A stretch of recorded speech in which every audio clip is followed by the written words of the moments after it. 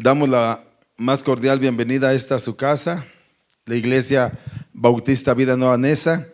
Es un privilegio el poder verles en esta tarde, mediodía tarde, porque los puedo ver y sé que hasta ahorita el Señor les ha guardado, el Señor les ha ayudado y es una bendición que podemos tener de nuestro Dios. Vamos a estar tratando ahora un tema, vamos a dejar pendiente el tema de que estamos haciendo el estudio del libro de los jueces y vamos a estar tratando en este par de semanas los asuntos relacionados con la Navidad, aunque no vamos a ahondar en esa tarde en este tema, pero vamos a ver algo importante. Vamos a ver quién es realmente Jesús. ¿Quién es realmente Jesús? Ese es el título de esta predicación. ¿Quién es realmente Jesús? Y vamos a ver por qué hago esta pregunta y vamos a ver quién es realmente. Les pido que se pongan sobre sus pies, abran la palabra de Dios en el Evangelio de San Juan capítulo 1, versículo 1.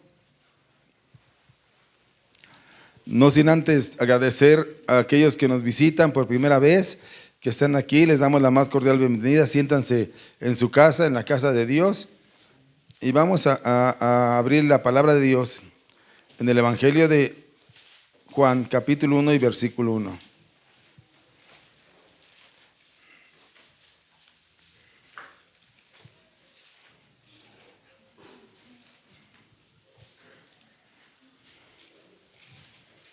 ¿Ya lo tenemos? Yo creo que lo podemos leer juntos. Es un solo versículo y vamos a leerlo juntos, ¿sí? Dice la bendita y poderosa palabra de nuestro Señor Jesucristo así: en el principio era el Verbo, y el Verbo era con Dios, y el Verbo era Dios. Vamos a leerlo nuevamente. En el principio era el Verbo, y el Verbo era con Dios, y el Verbo era Dios. Vamos a orar. Padre, gracias te damos en esta tarde, porque creemos por fe que tú tienes propósitos para nosotros. El hecho de que estemos aquí no es casualidad. Tú nos llamas con llamamiento de amor y te agradecemos porque podemos venir a este lugar, podemos fortalecernos, podemos sentir que tú nos amas, Señor. Con el perdón de nuestros pecados, nuestras faltas, te pedimos y rogamos, Señor, que tú hables al corazón, que tú quites todo pensamiento que se oponga a tu voluntad, se oponga a tu palabra, que quites toda preocupación, y si alguien viene afligido, cansado, Señor, trae descanso, trae esperanza y trae fe a su corazón. Pido y ruego que tu Espíritu Santo esté hablando, yo solamente siendo el instrumento, pero haz en cada corazón, Señor, tu propósito para gloria tuya y bendición de nosotros. Ponemos en tus manos todo lo que estamos haciendo en esta iglesia, ponemos en tus manos este estudio. Te lo pido y ruego en el nombre que es sobre todo nombre, de quien vive y reina, de tu Hijo amado Cristo Jesús. Amén. Ocupa ese lugar, mis hermanos. Muchos, ¿por qué pregunto yo? Y la pregunta es, ¿quién es realmente Jesús? ¿Por qué estamos preguntando esto? Porque muchas sectas religiosas niegan que la salvación de Jehová, que es de Jehová, niegan que esa salvación venga de Él. Dicen que Jesús es una criatura inocente que el Señor creó y que mandó a la tierra para que muriera por nosotros. Pero ¿quién es realmente Jesús? Y es que la Navidad, su enfoque básico es en Jesús. Y queremos ver quién es realmente Él. ¿Será un ser creado, como muchos grupos afirman, algunos de estos grupos religiosos que dicen que este es un ser creado por Dios? Pero vamos a ver que no, que verdaderamente Dios fue encarnado según las Escrituras y según lo que nos enseña casi todo el cristianismo.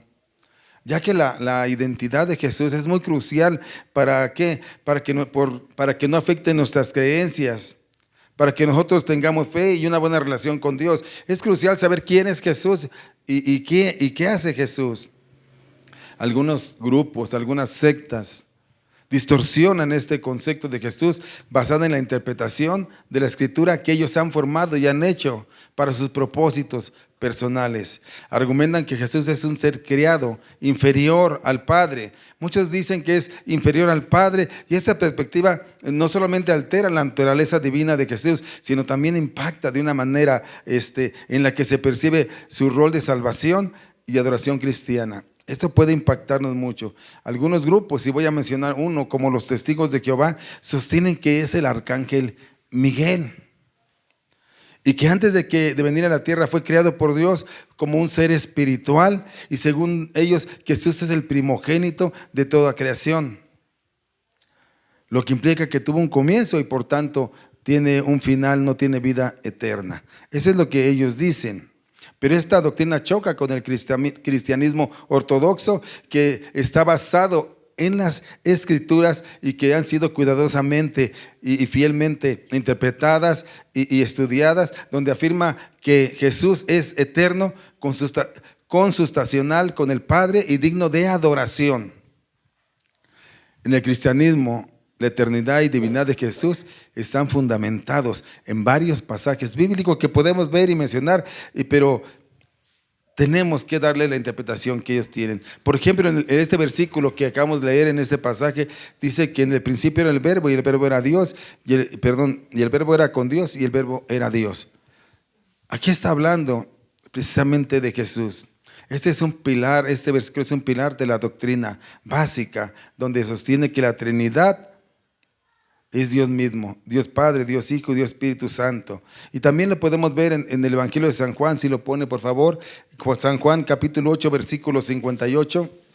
¿Qué dice? ¿Qué dice Jesús? Ahí está hablando Jesús, y díjese Jesús: de cierto os digo, que antes de que Abraham fuese, dice, soy yo. Jesús afirmando quién es. Esta afirmación no solamente conecta a Jesús con el nombre de Dios revelado a Moisés en el Éxodo, dice yo soy el que soy, sino también establece su preexistencia y su eternidad de Dios. ¿Por qué era necesario que Jesús fuera tanto hombre como Dios?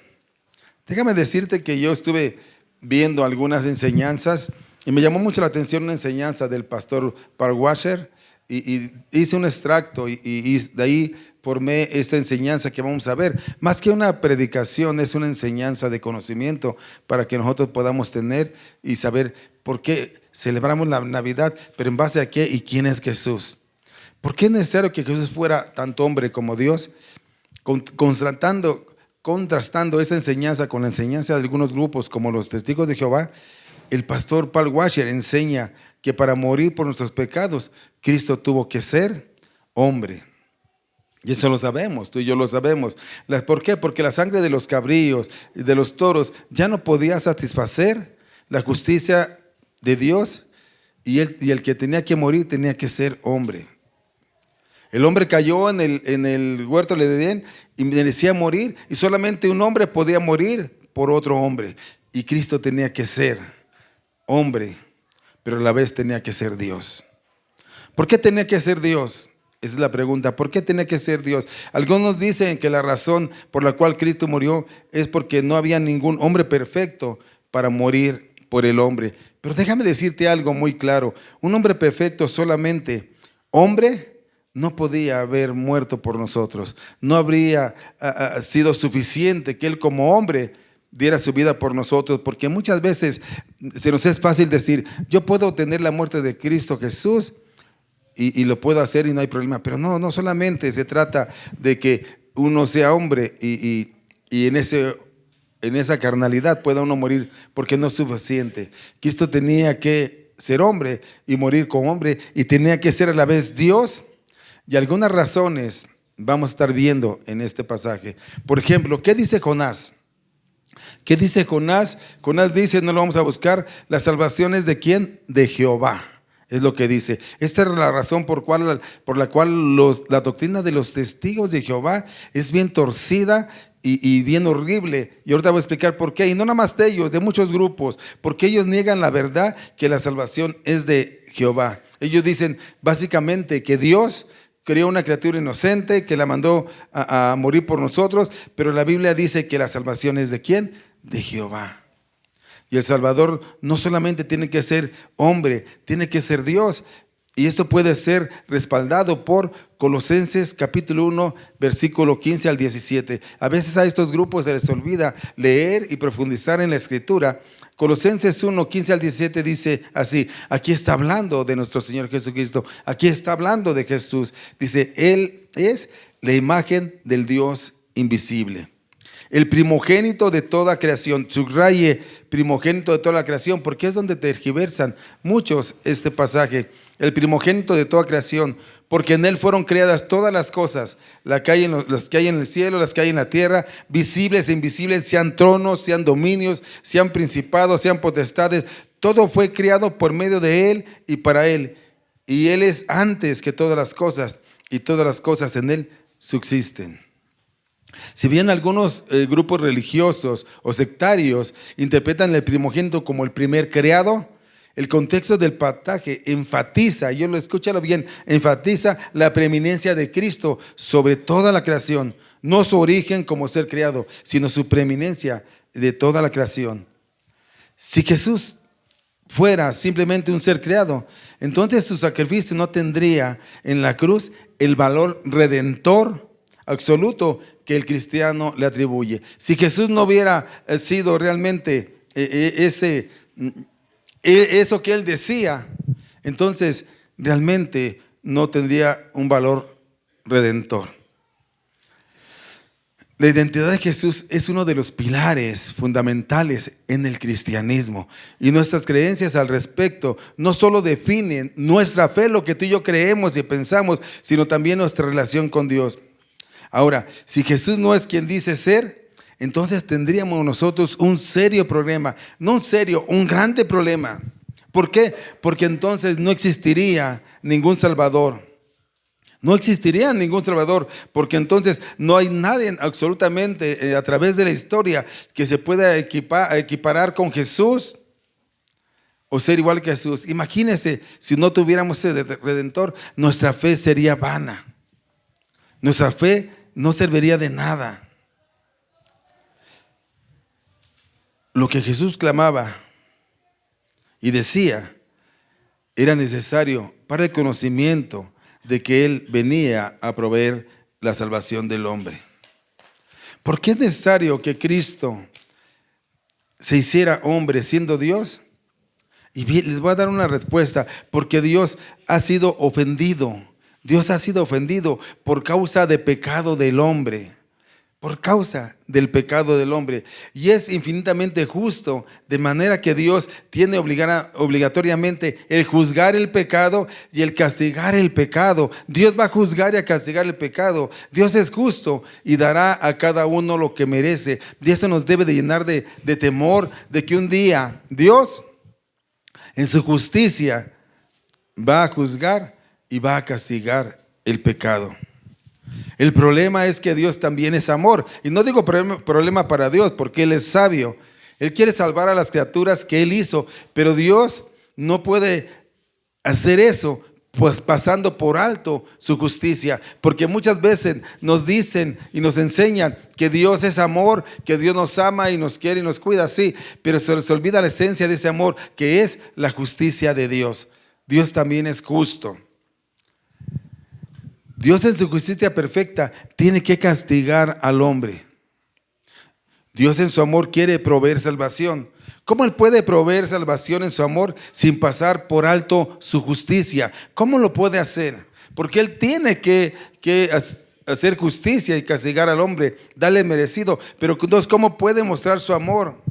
Y es por eso que Él se tuvo que hacer hombre. Y la única forma era que alguien pudiera pagar la deuda de los pecadores.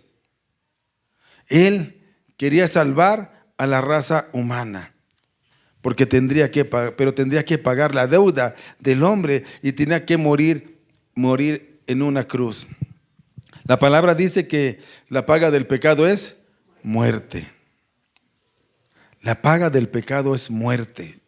Si usted no se arrepiente y peca, de una vez le digo que es muerte, y muerte eterna. Entonces, y tenía él que morir, tener una muerte y morir en la cruz. ¿Por qué? Porque en el Antiguo Testamento, también el Nuevo, en Gálatas 3, dice que todo aquel que es colgado en un madero es maldito y tenía que pagar por la maldición de todos. O sea, alguien tenía que pagar con la maldición de la ley para poder salvar a todo hombre. Pero ese alguien debería de contar con dos características muy grandes, que por eso no cualquier hombre podía estar ahí en el lugar de Jesús. No cualquier hombre. Primero, él mismo no podía tener deudas con la justicia divina. Tenía que ser perfectamente santo o sin pecado. Y no había un hombre, ni ha habido un hombre con esa característica, solamente Jesucristo. Y tenía que ser infinitamente valioso porque la deuda que iba a pagar era impagable. Nadie humanamente puede tener esas características para entregarse y para darse en rescate por amor a nosotros. El único ser que cumple esas dos características es Dios. Es Dios. Pero Dios no puede morir porque es Dios. Y entonces, ¿qué hace Dios? Dios no podía entregarse a sí mismo para morir porque Él es Dios, Él es eterno. Entonces, ¿qué es lo que hace Dios? Dios se hace hombre. Dios se hace hombre. Eso es lo que realmente era necesario para que alguien viniera a pagar la deuda que teníamos nosotros por ser pecadores. Entonces Dios se hace hombre. Y estaba viendo en los comentarios que un gran teólogo de la Edad Media llamado Anselmo de Canterbury, él escribió un libro titulado en latín, ¿por qué Dios hizo hombre? Y decía que, ¿por qué Dios hizo hombre? Porque alguien tenía que pagar la deuda del hombre para que el hombre pudiera ser absuelto. Esa es una de las cosas, que Dios tuvo que pagar tu deuda y mi deuda para que fuéramos absueltos. Dios lo tuvo que hacer. Dios lo tuvo que hacer. Si Jesucristo no era ese alguien, entonces el hombre está sin remedio. No tendría salvación, no tendría esperanza, no tendría vida eterna, no tendría propósito. Estuviéramos perdidos y condenados al peor castigo. Es por eso que es muy importante aquel que es inconverso, aquel que es incrédulo, aquel que tiene dudas en quién es Dios, que esto lo razone, porque aquel que no entiende quién es Jesús y por qué hizo lo que hizo, está diciendo, aunque no lo diga, pero está viviendo sin esperanza, ni salvación, ni vida eterna, ni propósito. Está viviendo una vida vana. Aquel que no cree, aquel que es incrédulo. Porque si no lo sabe y porque no ha creído en esa fe en Cristo, entonces es un hombre sin fe, sin esperanza, sin propósito, sin salvación, sin vida eterna. Por eso es importante que nosotros creamos y aprendamos quién es Jesús, qué hizo Jesús por nosotros. Porque de ahí se desprende la Navidad. Ahí es donde se desprende la Navidad. Ahora, si Él decía ser quien es, entonces algún día vamos a tener que presentarnos ante el tribunal de Dios para ser juzgado por ese Jesús, por Jesús. Y esto trae implicaciones, porque si Jesús no es nuestro Salvador, va a ser nuestro juez. Imagínate, nuestro juez que va a dictaminar castigo. Por tanto, yo prefiero, y ese es de verdad mi anhelo, que nosotros tengamos a Jesús como nuestro Salvador y Señor, y no como juez aquel día donde vaya a determinar sentencia para nosotros. Es importante creer en ese Jesús. Es importantísimo creer en ese Jesús. Porque si usted no cree, usted es incrédulo, usted está viviendo una vida vana, según la Escritura. Porque sin salvación no hay vida eterna con Cristo. No hay propósitos. No creemos en las bendiciones.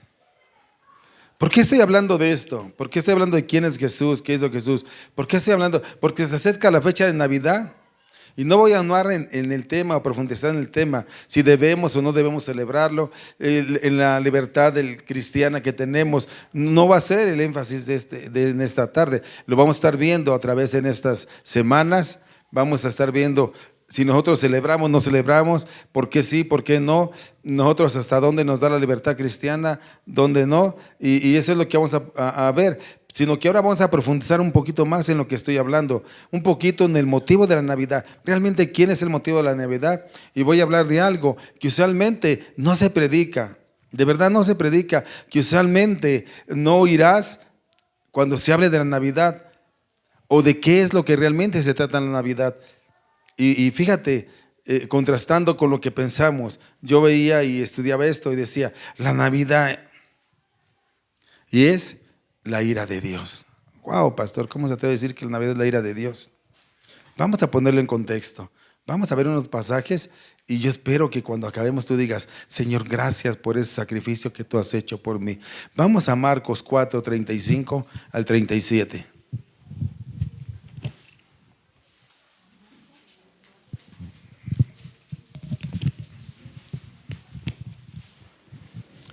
El Evangelio de Marcos, capítulo 4, versículo 35-37. Dice, aquel día, cuando llegó la noche, Jesús les dijo, pasemos al otro lado, y despidiendo a la multitud. Yo hago un paréntesis aquí. Yo siempre he dicho que Jesús despide a la multitud, pero a sus discípulos siempre los llama y siempre están con él. ¿Nosotros somos multitud o somos discípulos? Porque si eres multitud, preocúpate, porque entonces un día Jesús te va a decir, ¿sabes qué? La multitud es despedida, los discípulos entren a la barca. Nada más como un paréntesis, ahí lo tomo. Entonces le tomaron, sigue diciendo, como estaba en la barca, y había también con él otras barcas, pero se levantó una gran tempestad de viento. ¿Qué se levantó? Una gran tempestad de viento, y echaba las olas en la barca de tal manera que ya se anegaba. ¿Saben lo que significa esa gran tormenta, ese gran viento? Que puede tumbarle. ¿A poco no hemos visto los huracanes? Pueden tumbar a la gente, pueden tumbar edificaciones. Estando en el mar, pueden levantarse y devorar cualquier barco o sumergirlo. Así que estos marineros, los que estaban en la barca, sabían que el bote se podía hundir y que iban a morir. ¿Qué iban a morir? Y fíjense lo que dice en el 38, versículo 38. Y él estaba en la popa. ¿De quién está hablando?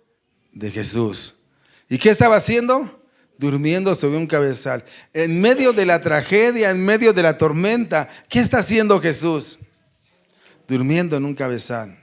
Ojo, y mucho ojo, eso es importante. Y dice que le despertaron y le dijeron, maestro, ¿no tienes cuidado que perecemos? Y levantándose reprendió al viento y dijo al mar, calla, enmudece, y cesó el viento y se hizo gran bonanza. Wow, wow. Después de que oímos nosotros esa historia, que normalmente a veces la hemos escuchado, la hemos predicado, diríamos, wow, aquí se está hablando mediáticamente del poder del Señor Jesucristo, cómo viene y cómo calma la tormenta y habla y todo es callado y todo es tranquilo. Dice que él estaba dormido, se levanta y dice, calla, y se calmó todo. Wow, con una sola voz. Esta era una gran tormenta, que aún los mejores marineros experimentados no podían navegar en esa barca porque estaba por naufragar. Se estaba negando de agua. Así que todos sabían que podían morir, que no podían salvarse. Y Jesús durmiendo. Pero se levantó y la calmó.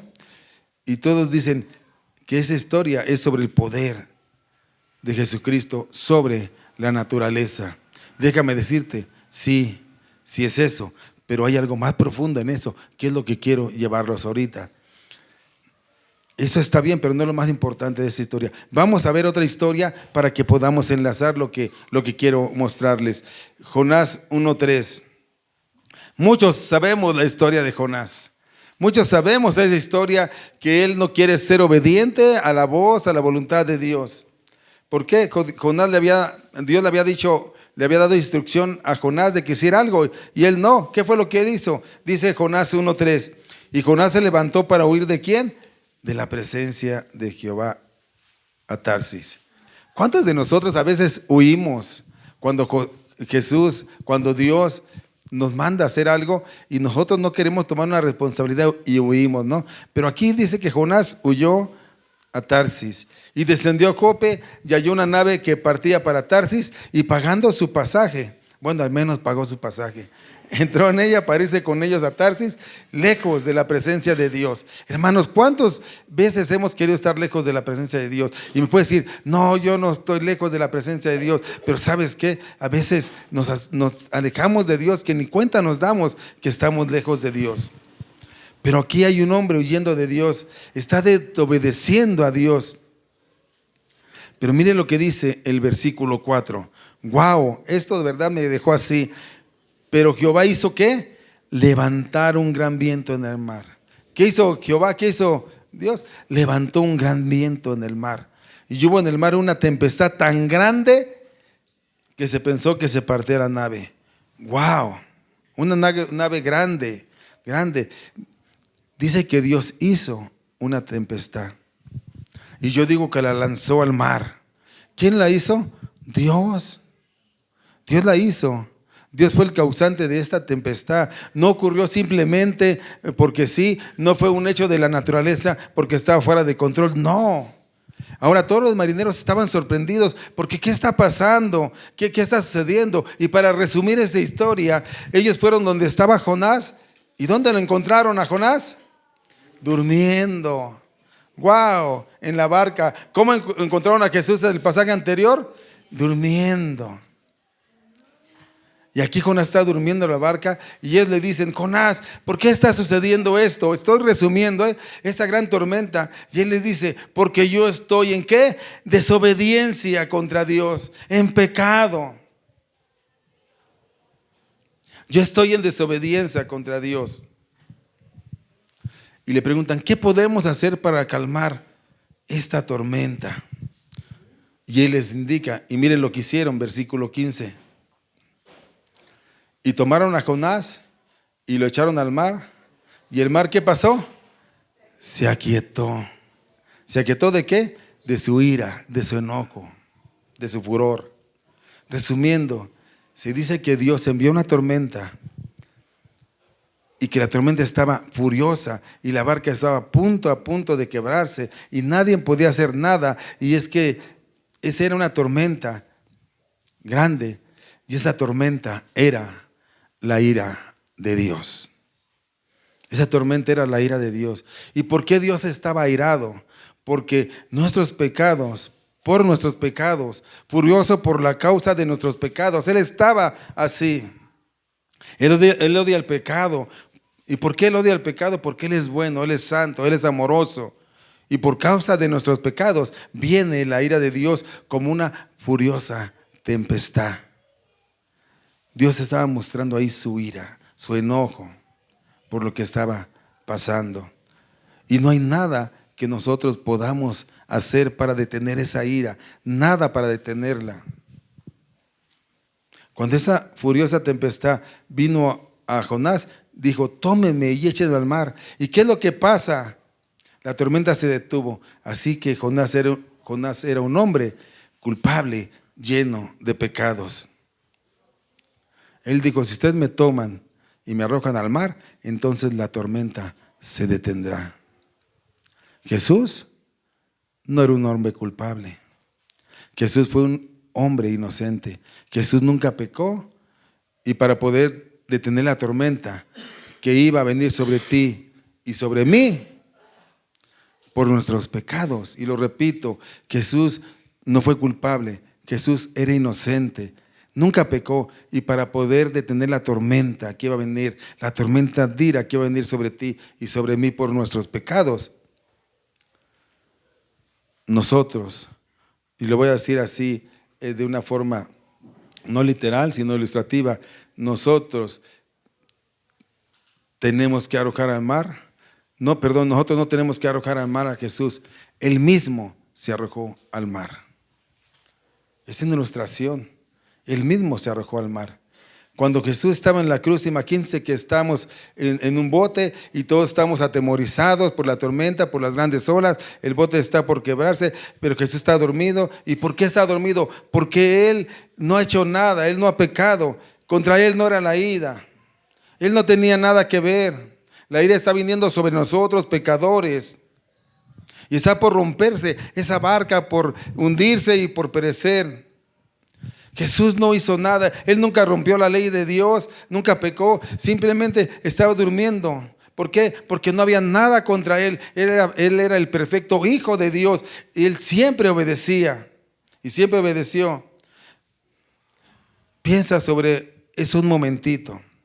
Tú estás por ser tragado en ese desierto, ese océano, y succionado para morir. Y Jesús dice, despreocúpate. Y Jesús salta fuera y entrega su propio cuerpo y muere, y el mar se aquieta. Eso es lo que Jesús ha hecho por ti y por mí. Eso es lo que Jesús ha hecho. Eso es lo que Jesús. Ahora, ¿qué vas a hacer tú?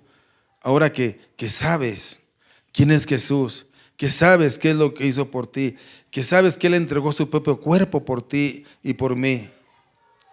¿Vas a seguir negándolo? ¿Vas a seguir pensando mal? ¿O vas a amarlo? ¿Vas a respetarlo? ¿Vas a seguirlo? Porque Jesús es la cosa más importante que debiera ser para nosotros.